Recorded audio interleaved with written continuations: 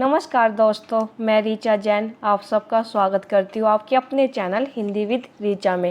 तो आज हम बात करते हैं अपने आज के टॉपिक की। हमारा आज का टॉपिक है यूनिट 8 हिंदी नाटक। आप लोग जो स्टूडेंट नेट की तैयारी कर रहे हैं उनके लिए ये क्लास बड़ी यूजफुल होने वाली है। अदर एग्जाम के लोग भी ये वीडियो देख सकते हैं क्योंकि इनमें वे नाटक है जो उन नाटक के पात्र है जो सभी एग्जाम में पूछे जाते हैं, लेकिन स्पेशल ये नेट की क्लास है जो कि हमारी आज की यूनिट 8 पर फोकस है। क्योंकि मैंने हिंदी नाटक पर एक क्लास ली थी, उसमें मैंने आपको बताया था कैसे हमको हिंदी नाटक अपनी यूनिट 8 कंप्लीट करनी चाहिए, क्या क्या पढ़ना चाहिए। तो उसके बाद स्टूडेंट कह रहे थे कि हमको जो भी यूनिट 8 में नाटक लगे हैं उनके पात्र एक साथ आप एक जगह हमको करवा दीजिए। तो आज हम अपने 2 टॉपिक कंप्लीट करेंगे यूनिट 8 के। सबसे पहले हम देखेंगे किस नाटक में कितने अंक है, उनका क्या नाम है, और फिर हम जो नाटक हमारे पाठ्यक्रम में लगे हुए हैं, हमारे सिलेबस में लगे हुए हैं, उनके पात्र देखेंगे। आज की क्लास बड़ी यूजफुल है जो स्टूडेंट नेट का एग्जाम देने जा रहे हैं।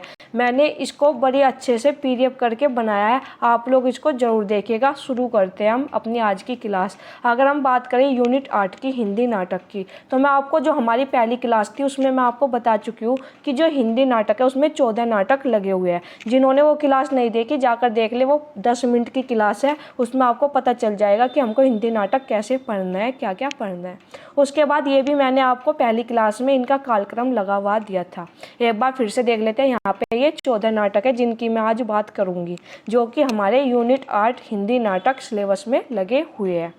देखते हैं। सबसे पहले मैंने यहाँ पर कालक्रम वाइज लगाए हुए हैं और आगे भी मैंने कालक्रम के अनुसार ही सभी पात्रों के सभी नाटक के पात्र रखे हैं। देखते हैं। सबसे पहले हम बात करेंगे अपने भारत दुर्दशा नाटक की। देखो, मैंने आपको कहा था हम बात करेंगे किसमें कितने अंक है, उनके अंकों के नाम और पात्र। आज का हमारा ये टॉपिक है। तो सबसे पहले हम नाटक देखेंगे भारत दुर्दशा, जो कि सन 1880 में प्रकाशित हुआ था। और इसको जो नाटक है, नाटक के आप जानते हैं कितने ही भेद है, तो उसमें जो ये प्रहसन कहलाता है भारत दुर्दशा, याद रखिएगा, इम्पोर्टेंट है। और इसमें कितने अंक है? 6 अंक है। और ये किसके द्वारा लिखा गया है? भारतेंदु हरिश्चंद्र। और यहाँ पर भारतेंदु का समय रखा है 1850 से 1885। इसमें स्लाइड में आपको सभी महत्वपूर्ण बातें मिलेगी जो एग्जाम में पूछी जाती है। भारत दुर्दशा 1880 में प्रकाशित हुआ, प्रहसन ये कहलाता है, और इसमें 6 अंक है। अब इन 6 अंक के नाम भी जरूरी है क्योंकि एग्जाम में पूछे जाते हैं। अगर पहले अंक की बात करें तो इसका स्थान है बीथी, एक योगी गाता है। दूसरे अंक है उसका स्थान का नाम है शमशान टूटे फूटे मंदिर। तीसरा अंक है उसमें स्थान है मैदान। चौथे अंक का वहाँ पे स्थान का नाम नहीं दिया हुआ है। आगे 5वां अंक है उसका स्थान है किताब खाना। पूछ सकते हैं कि किताब खाना नामक अंक किस नाटक में है, या भारत दुर्दशा के 5वें अंक का क्या नाम है, या इनका कालक्रम भी पूछ सकते हैं। जैसे पहले बीथी, शमशान, मैदान, किताब खाना, ये 4 नाम दे दिए, उनको इनको अंकों के काल के क्रम के अनुसार लगाइए। तो पहले अंक का नाम आएगा, फिर दूसरे अंक का, फिर तीसरे अंक का, फिर चौथे अंक का, फिर 5वें अंक का। चौथे अंक का नाम यहाँ पर दिया हुआ नहीं है। छठे अंक की बात करें तो उसके स्थान का नाम है गंभीर वन का मध्य भाग। तो यहाँ पर ये 6 अंक है। आगे देखते हैं। मैंने ना बुक के पेज रखे हुए हैं। पहले अंक में देखो, पहले अंक में स्थान बीथी हो गया, एक योगी गाता है लावनी। ये इंपॉर्टेंट थी पंक्ति। सबसे जहाँ से हमारा नाटक शुरू होता है वो पहली पंक्ति हमेशा इंपॉर्टेंट होती है, तो ये आप देख लीजिएगा, इंपॉर्टेंट है इसलिए मैंने रखा है।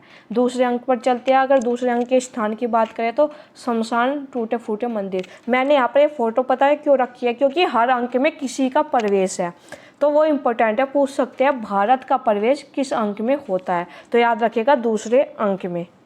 तीसरे अंक पर चलते हैं। तीसरे अंक में देखेंगे। तीसरे अंक का मैंने बताया स्थान तो मैदान हो ही गया, प्रवेश किसका होता है? भारत दुर्देव का। याद रखिएगा दूसरे अंक में किसका प्रवेश होता है, तीसरे अंक में किसका प्रवेश होता है। फिर चौथे अंक की बात करते हैं। मैंने जैसा बताया था आपको, स्थान का नाम यहाँ पर नहीं दिया गया है, बस आप ये याद रखिएगा। चौथे अंक में प्रवेश किसका होता है? रोग का प्रवेश होता है। आगे चलेंगे, आगे देखेंगे। आगे 5वें अंक की बात करें। 5वां अंक है स्थान किताब खाना। इसमें एक जो इम्पोर्टेंट है ये पढ़ते हैं हम। 7 सभ्यों की एक छोटी सी कमेटी, सभापति चक्करदार, टोपी पहने, चश्मा लगाए, छड़ी लिए। 6 सभ्यों में एक बंगाली, एक महाराष्ट्री, एक अखबार हाथ में लिए एडिटर, एक कवि और 2 देसी महाशय। यानी किताब खाना स्थान हो गया। उसमें कितने लोग हैं? 7 लोग हैं।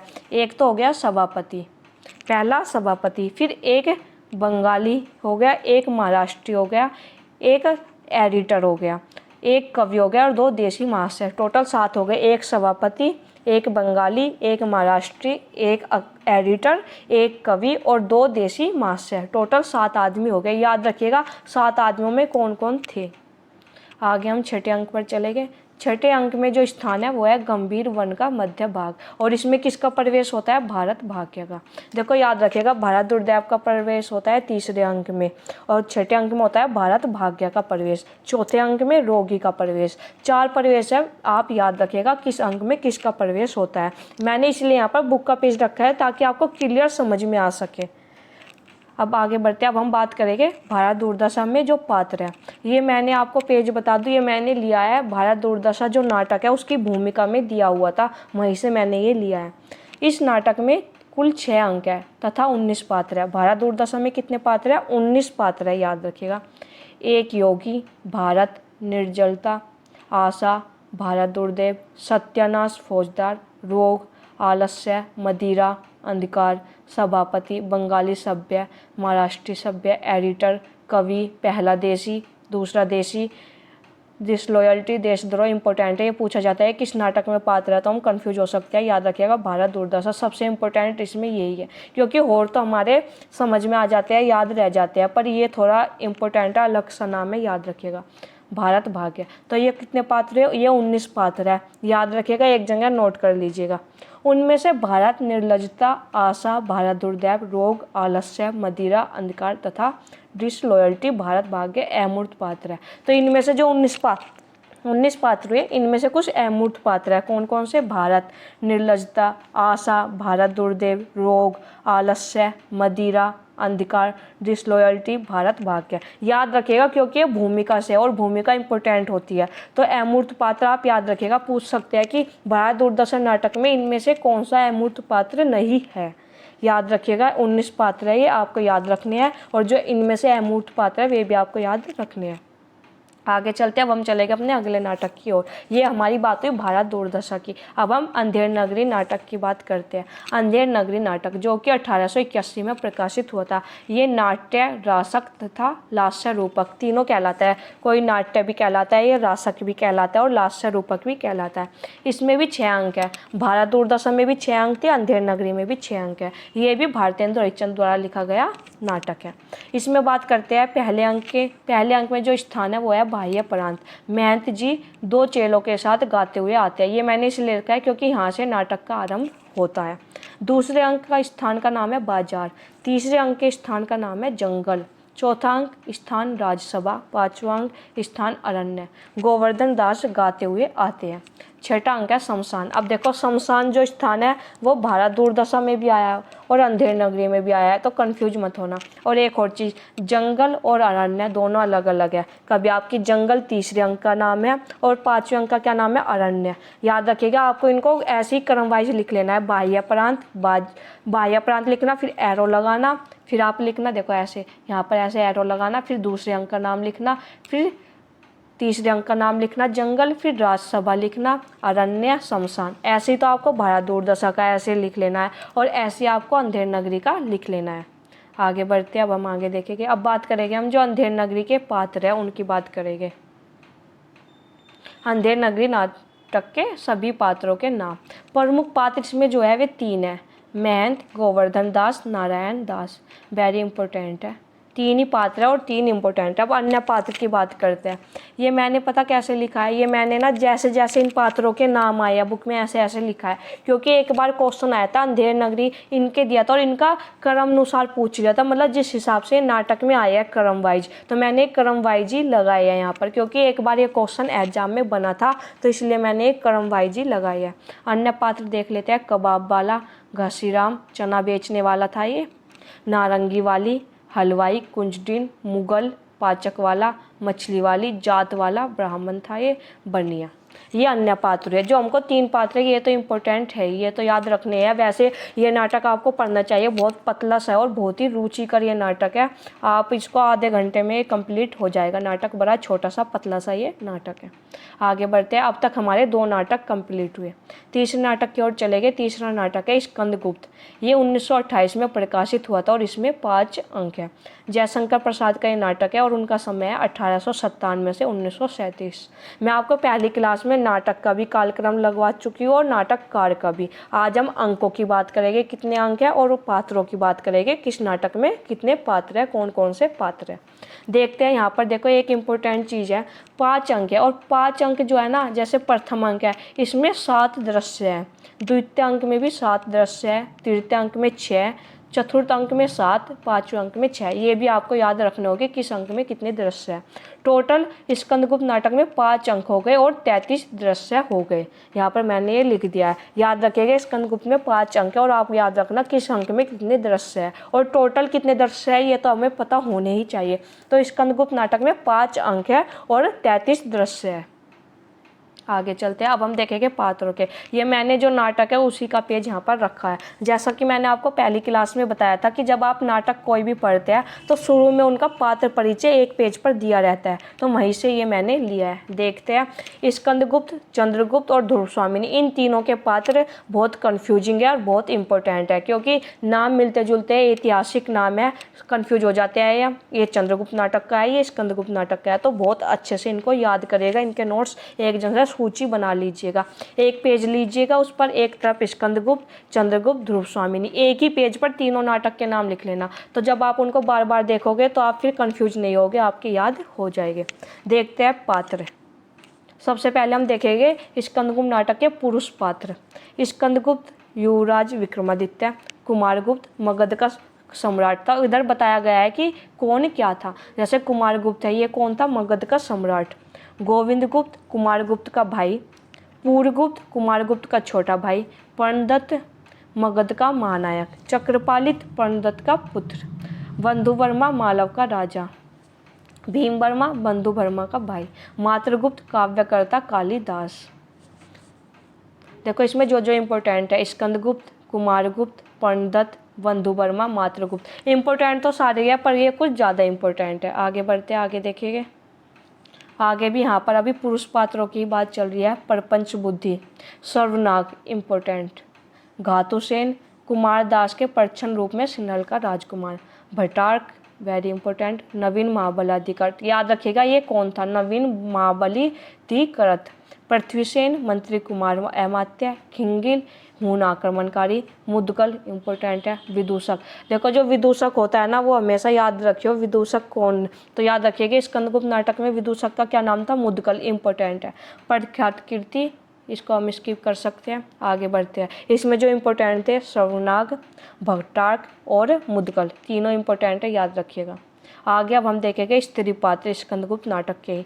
देवकी कुमारगुप्त की बड़ी रानी, स्कंदगुप्त की माता, अनंत देवी कुमारगुप्त की छोटी रानी, पूर्वगुप्त की माता, जयमाला बंधुवर्मा की स्त्री, मालव की रानी, देवसेना बंधुवर्मा की बहन, विजया मालव के धनकुमेर की कन्या, कमला भट्टार्क की जननी, रामा सर्वनाग की स्त्री, मालिनी मातृगुप्त की प्रणयनी।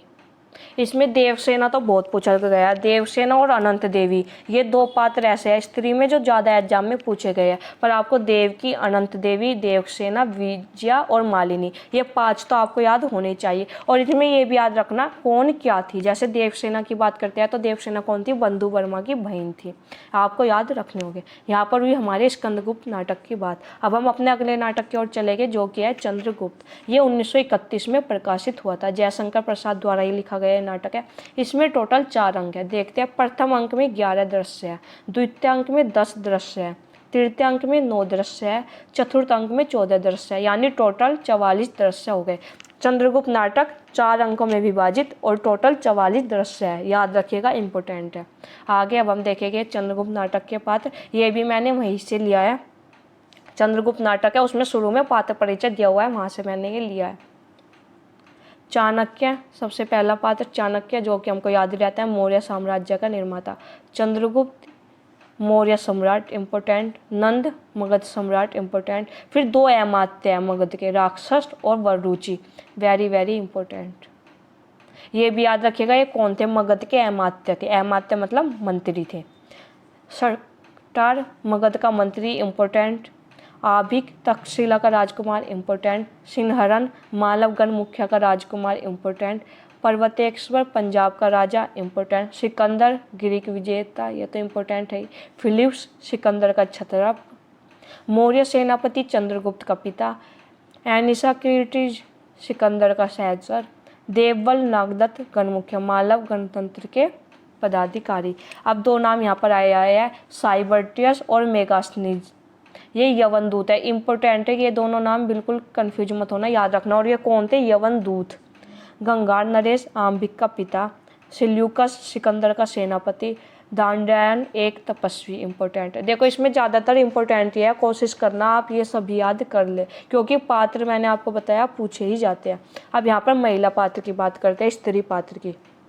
अलका तक्षशिला की राजकुमारी, सुभाषिनी शकटार की कन्या, कल्याणी मगध राजकुमारी, नीला कल्याणी की सहेलिया, मालविका सिंधु देश की राजकुमारी, कार्नेलिया सिल्यूकस की कन्या, मौर्य पत्नी चंद्रगुप्त की माता, एलिस कार्नेलिया की सहेली। देखो इसमें ना ये बहुत पूछा जाता है, कौन किसकी राजकुमारी थी?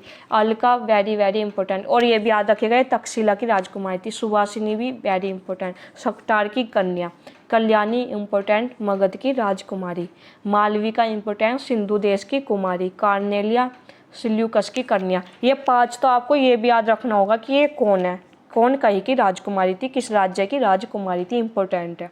और उसके बाद हम ये 3 बचे, मौर्य पत्नी, एलिस और नीलालीर, ये भी आपको ध्यान रखना होगा। पर ये 5 तो ऐसे है जो आपको मतलब बिल्कुल भूलने ही नहीं है, वेरी इंपॉर्टेंट।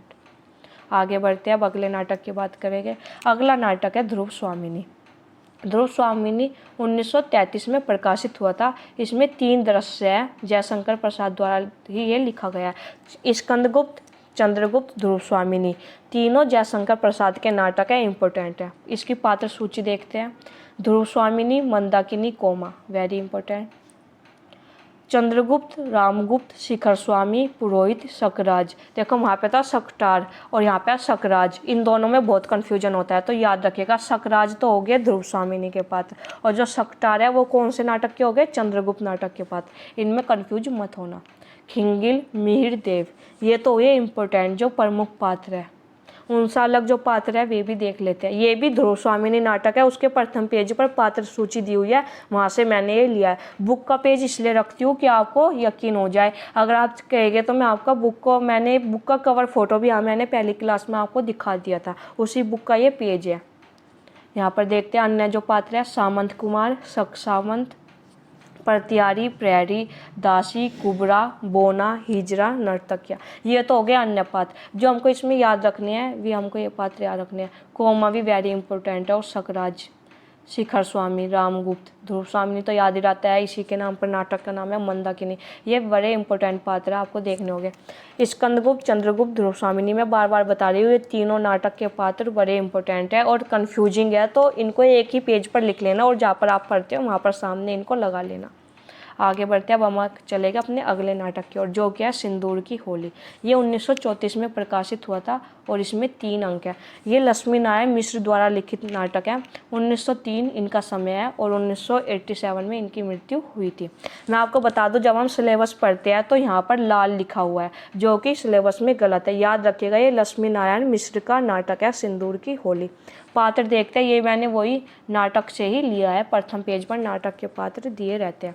रजनीकांत, मनोज शंकर, मुरारी लाल, माहिर अली, भगवंत सिंह, हरनंदन, चंद्रकला, मनोरमा, डॉक्टर और कुशोर जन। इसमें जो इम्पोर्टेंट है रजनीकांत, मनोज शंकर, मुरारी लाल, माहिर अली, चंद्रकला, मनोरमा, ये 6 पात्र तो बिल्कुल आपको भूलने नहीं है। रजनीकांत, मनोज शंकर, मुरारी लाल, माहिर अली, चंद्रकला, मनोरमा, ये 6 पात्र है सिंदूर की होली के, जो आपको बिल्कुल भूलने नहीं है। आगे बढ़ते हैं, अगले नाटक के देखेंगे। अब हम अगले नाटक की बात करें तो आगरा बाजार। यहाँ पर जो आगरा बाजार नाटक है वो 1954 में प्रकाशित हुआ था। हबीब तनवीर द्वारा लिखा गया ये नाटक है। उनका समय 1923 से 2009। अब यहाँ पर पात्रों की बात करते हैं। मैंने ये नाटक खुद पढ़ा और उसमें जो जो पात्रों के नाम आए मैंने खुद लिखे हैं, क्योंकि इसके फ्रंट पेज पर पात्रों के नाम नहीं दिए गए थे, तो मैंने इस नाटक को पढ़कर जब जो जो पात्र आए उनके नाम में लिखती चली गई। फ़कीर, लड्डू वाला, तरबूज वाला, बर्फ़ वाला, ककड़ी वाला, कनमैलिया, पान वाला, मदारी, बर्तन वाला, सौदा, शायर, हमजोली, किताब वाला, तज, किरानविश, ग्राहक, टोली, बेनजीर, लड़का, करीमन, दर्जी, रामू, चमेली, दरोगा, नवासी, पंसारी, लालाजी, लड़की, तमाशबीन, पतंगवाला, बेनी प्रसाद, अजनबी, सारंगिया। इसमें इतने पात्रों के नाम है। जो मुझे इंपॉर्टेंट लगे वे मैंने लाल से हाईलाइट कर दिए। बेनी प्रसाद, रामू, चमेली। और एक आप ये और देख लीजिएगा, ये थोड़ा अलग सा है, तज किरानवीस। ये इसमें जो मुझे इम्पोर्टेंट लगे वे मैंने मार्क कर दिए थे। अब हम चले गए अपने अगले नाटक की ओर, जो कि है अंधा युग। अंधा युग 1955 में प्रकाशित हुआ था। गीति नाट्य ये कहलाता है और इसमें 5 अंक है। देखो इसमें 5 अंक है, लेकिन इसमें शुरू में स्थापना, बीच में अंतराल और अंतिम में समापन है। तो कंफ्यूज मत होइएगा कि इसमें ज़्यादा अंक है। अंक अगर एग्जाम में आता है अंधा युग में कितने अंक है, तो अंधा युग में 5 अंक है। धर्मवीर भारती द्वारा ये प्रकाशित है 1926 से 1979। यहाँ पर मैंने अंधा युग नाटक का ही पेज रखा है। देखते हैं स्थापना का क्या नाम है, अंधा युग। पहले अंक का नाम कौरव नगरी, दूसरा अंक पशु का उदय, तीसरा अंक अश्वत्थामा का अर्ध सत्य, अंतराल पंख पहिए और पट्टिया। स्थापना का क्या नाम है, अंधा युग। अंतराल का क्या नाम है, पंख पहिए और पट्टिया। चौथा अंक गांधारी का श्राप, पांचवा अंक विजय एक कर्मिक आत्महत्या, समापन है प्रभु की मृत्यु। देखो स्थापना का नाम है अंधा युग, अंतराल का नाम है पंख पहिए और पट्टिया, समापन का नाम है प्रभु की मृत्यु। और अंकों की बात करें तो पहले अंक का नाम कौरव नगरी, दूसरे अंक का नाम पशु का उदय, तीसरे अंक का नाम अश्वत्थामा का अर्ध सत्य, चौथे अंक का नाम गांधारी का श्राप, पांचवा अंक विजय कर्मिक आत्महत्या। इनको ऐसे ही लगा लेना जैसे मैंने आपको भारत दुर्दशा और अंधेर नगरी में बताया था। पहले अंक का नाम लिखना, फिर ऐसे एरो लगाना, दूसरे अंक का नाम एरो लगाना, तीसरे अंक का नाम एरो लगाना, चौथे अंक का नाम और एरो लगाना, पांचवें अंक का नाम। और आपको ये भी पता होना चाहिए अंतराल किस अंक के बीच में आया है। तीसरे अंक और चौथे अंक के बीच में अंतराल आया है। शुरू में स्थापना, तीसरे और चौथे अंक के बीच में अंतराल और अंतिम में समापन। नाम भी आपको इनके याद रखने हैं। आगे बढ़ते हैं। अब हम देखेंगे अंधा युग नाटक के पात्र। ये भी बुक का ही पेज है, अंधा युग नाटक का ही पेज है। पात्र है गांधारी, धृतराष्ट्र, कृतवर्मा, संजय, वृद्धयाचक, प्रहरी, व्यास, अश्वत्थामा, विदुर, युधिष्ठिर, कृपाचार्य, युयुत्सु, गूंगा भिखारी, प्रहरी 2 और बलराम और कृष्ण। ये इसमें पात्र है, याद रखिएगा, इम्पोर्टेंट है। आगे जहाँ पर पात्र दिए हुए थे उसके नीचे ही इसका घटनाकाल लिखा हुआ था, जो कि एग्जाम में बहुत पूछा जाता है, तो मैंने भी लिख दिया। महाभारत के 18वें दिन की संध्या से लेकर प्रभास तीर्थ में कृष्ण की मृत्यु के क्षण तक, मतलब जो अंधा युग नाटक है इसमें कहाँ से कहाँ तक का वर्णन है, तो याद रखिएगा महाभारत के 18वें दिन की संध्या से लेकर प्रभास तीर्थ में कृष्ण की मृत्यु के क्षण तक का इस अंधा युग नाटक में वर्णन है। बड़ा ही अच्छा नाटक है, आप लोगों को ये जरूर पढ़ना चाहिए। आगे बढ़ते हैं। अब हम अपने अगले नाटक की ओर चलेंगे। अगला नाटक हमारा है अंजो दीदी, जो कि 1955 में लिखा गया था और इसके राइटर जो है उपेंद्र नाथ अक्स, जिनका समय है 1910 से 1996। पात्र देखते हैं नाटक के जो है। पात्र है अंजलि, अनीमा, मुन्नी, नीरज, वकील साहब, श्रीपत और रघु। देख लीजिए अंजलि, अनीमा, मुन्नी। और पुरुष पात्रों में नीरज, वकील साहब, श्रीपत, रघु। इसमें जो इम्पोर्टेंट है वे है अंजलि, अनीमा, नीरज, वकील साहब और श्रीपत। ये 5 जो है पात्र इम्पोर्टेंट है, अंजलि, अनीमा, नीरज, वकील साहब, श्रीपत। अगले नाटक की ओर चले गए हम। अगला नाटक है आषाढ़ का एक दिन, बड़ा इंपॉर्टेंट नाटक है। 1958 में प्रकाशित हुआ था, 3 अंक है। मोहन राकेश द्वारा रचित ये नाटक है। 1925 से 1972 मोहन राकेश का समय है। आषाढ़ का एक दिन के अगर हम पात्र परिचय की बात करें तो देखते हैं। अंबिका ग्राम की एक वृद्धा, मल्लिका उसकी पुत्री, इंपॉर्टेंट, कालिदास कवि, दंतुल राजपुरुष, मातुल कवि मातुल, निक्षेप और विलोम ये दोनों कौन थे, ग्राम पुरुष थे, इंपॉर्टेंट है। रंगिनी संगिनी ये दोनों नागरी, अनुस्वार अनुनासिक अधिकारी। पूछा जाता है अनुस्वार और अनुनासिक किस नाटक के पात्र है, तो याद रखिएगा आषाढ़ का एक दिन का। और ये भी याद रखना इनकी भूमिका का क्या थी, ये अधिकारी थे दोनों। और ये है फिर प्रियंगु मंजरी, राजकन्या कवि पत्नी, ये कालिदास की पत्नी थी। देखो इसमें यह सभी पात्र जो है एग्जाम में पूछे जा चुके हैं, इंपॉर्टेंट है, याद रखिएगा, क्योंकि आषाढ़ का एक दिन नाटक खुद में ही बहुत महत्वपूर्ण नाटक है। आगे चले गए। अब हम अगले नाटक की ओर चले गए। ये है आधे अधूरे, ये 1969 में प्रकाशित हुआ था। ये भी मोहन राकेश द्वारा लिखा नाटक है। देखते हैं पात्र परिचय। यहाँ पर 4 पुरुष की बात हो रही है, एक बार इसको पढ़ लेते हैं। ये मैंने बुक का पेज ही रखा है। काले सूट वाला आदमी, जो कि पुरुष 1, पुरुष 2, पुरुष 3, पुरुष 4 की भूमिकाओं में भी है। उम्र लगभग 49-50 चेहरे की सिस्टम में एक व्यंग्य है। पुरुष एक के रूप में वेशांतर, अब इन्होंने जो पुरुष एक है उसकी वेशभूषा बताई है कि उसकी कैसी वेशभूषा थी। पतलून कमीज, जिंदगी से अपनी लड़ाई हार चुकने की छटपटाक लिए। पुरुष 2 के रूप में कौन है? पतलून और बंद गले का कोट, ये तो इसकी हो गई वेशभूषा, और अपने आप से संतुष्ट फिर भी आशंकित।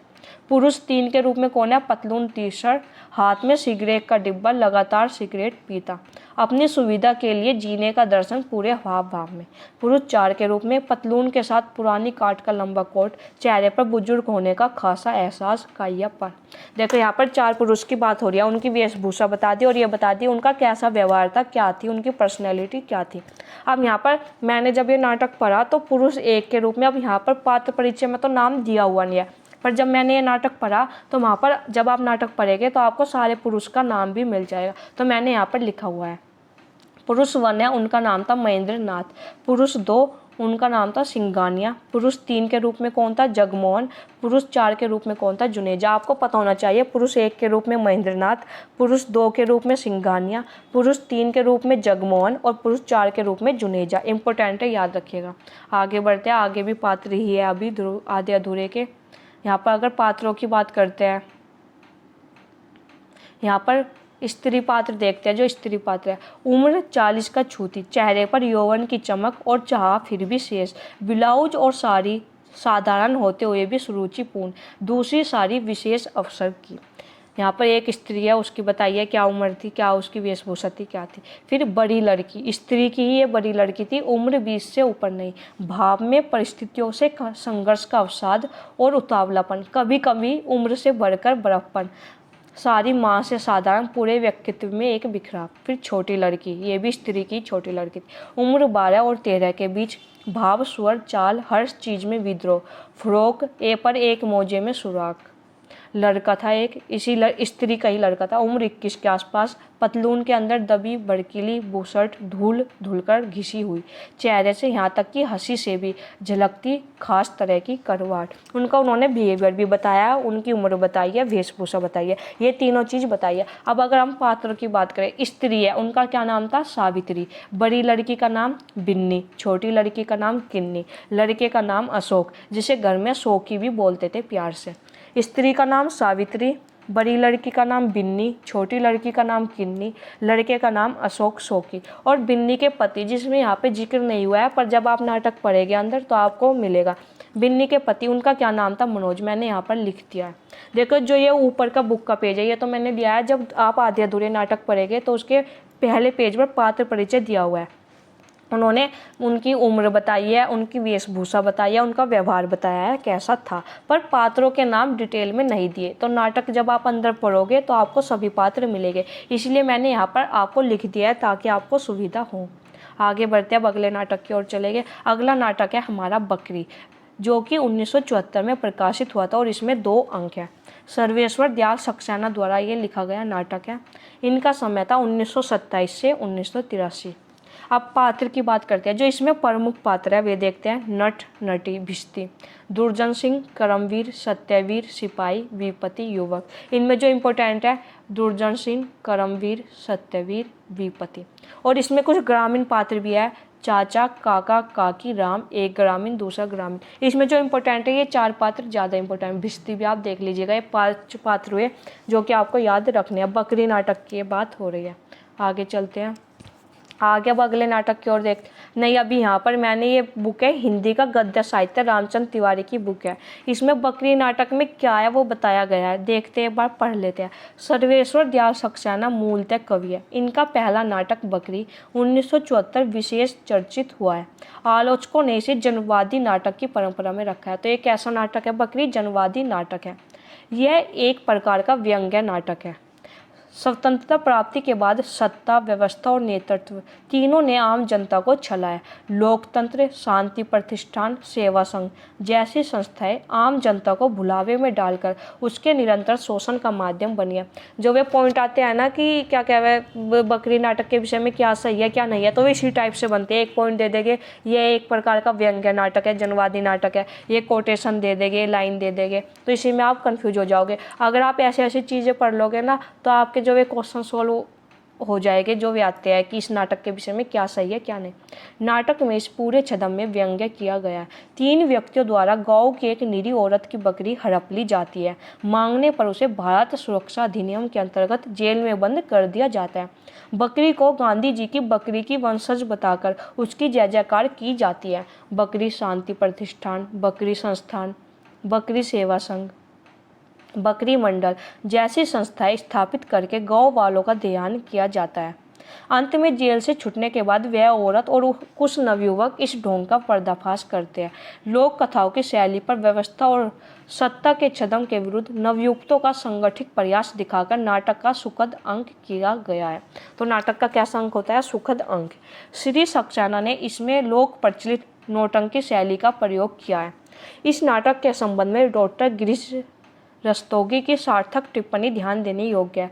लोक नाटकों के सुखांत समापन के मोह के कारण या नाट्य विधा की जटिल संरचना के अनुरूप की कमी के कारण या जन चेतना के अतिरिक्त उत्साह के कारण नाटक अपने अंत में बहुत स्थूल और हल्का लगने लगता है।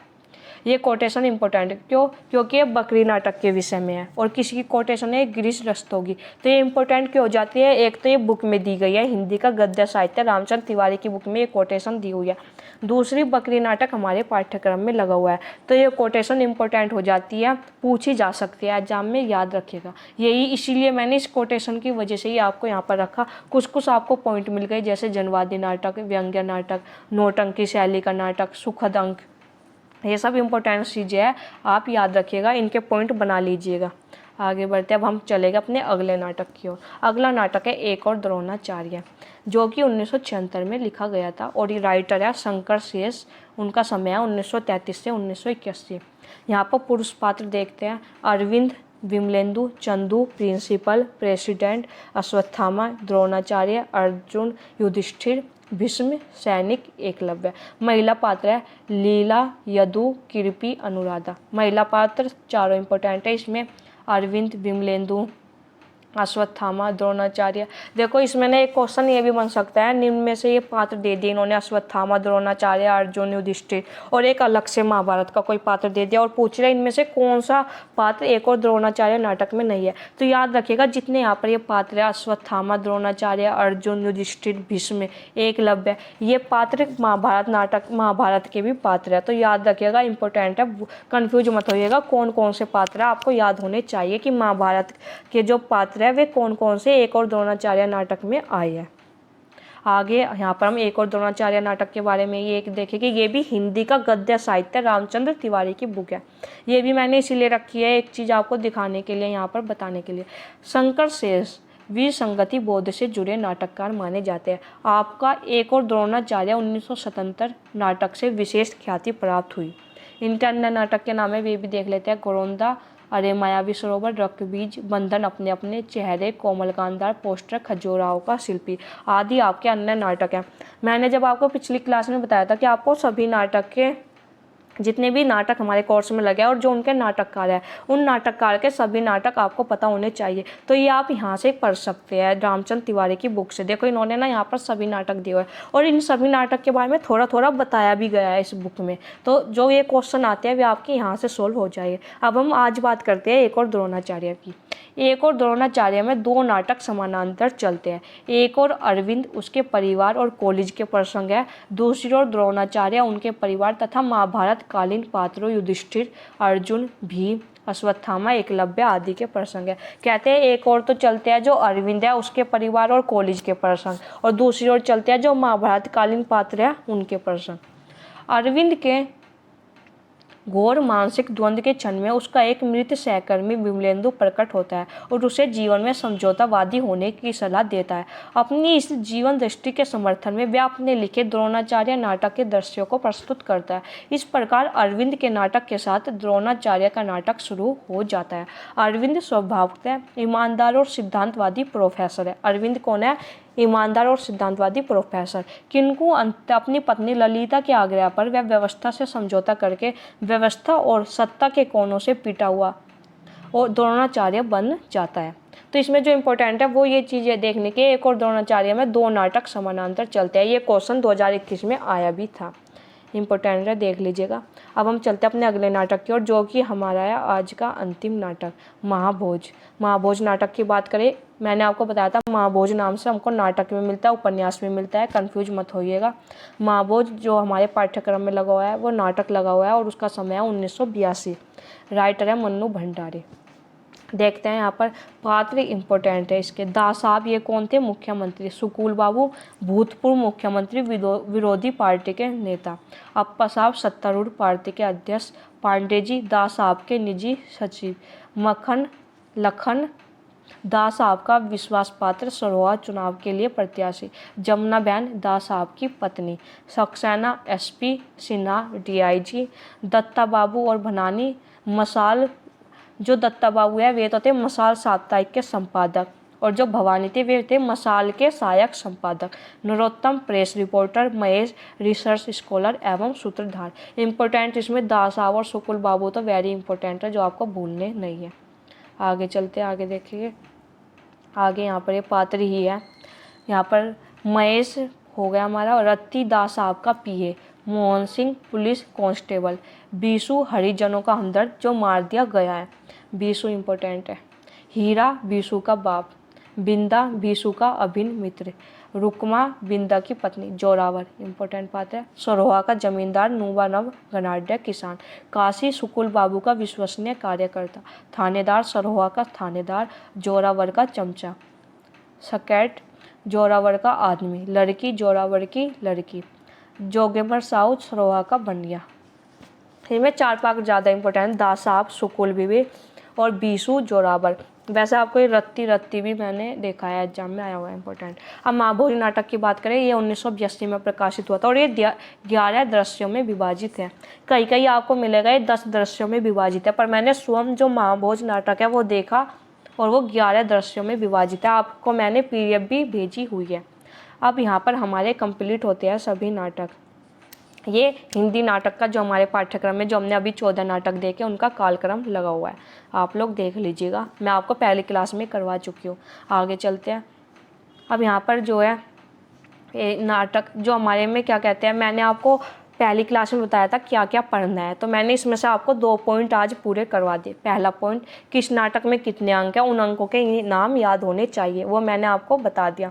फिर दूसरा जो यहाँ पर हुआ, सभी नाटक के सभी पात्रों की एक सूची बना ले, वो भी मैंने आपको आज करवा दी। इसमें से मैंने आपको 2 पॉइंट करवा दिए। अब मैं आपको जो हिंदी नाटक की तीसरी क्लास होगी उसमें मैं प्रयास करूँगी कि सभी नाटक जो हमारे नाटक लगे हुए हैं उन सभी नाटककार के जितने भी नाटक हैं उनकी आपको सूची बनाकर मैं अगली क्लास में दूंगी। और फिर हम एक क्लास में भूमिका जरूर पढ़ेंगे। अगर आप लोग कहोगे तो आप कमेंट करके बताना कि आपको सभी नाटक की भूमिका पढ़नी है या नहीं, या फिर जो जो इम्पोर्टेंट नाटक है उनकी भूमिका मैं आपको करवा दूंगी, पर आप लोग कमेंट कर बताइएगा।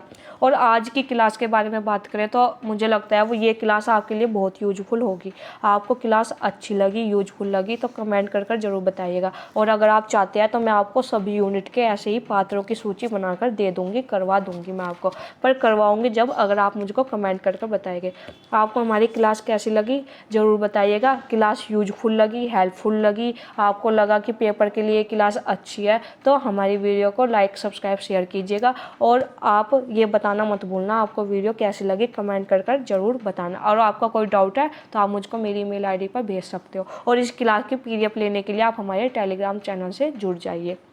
और मैंने आपको पहले भी कहा और अब भी कहती हूँ, अगर आपको वीडियो हेल्पफुल, यूजफुल लगे तो आप हमारे चैनल को लाइक, सब्सक्राइब, शेयर कर दीजिएगा। धन्यवाद।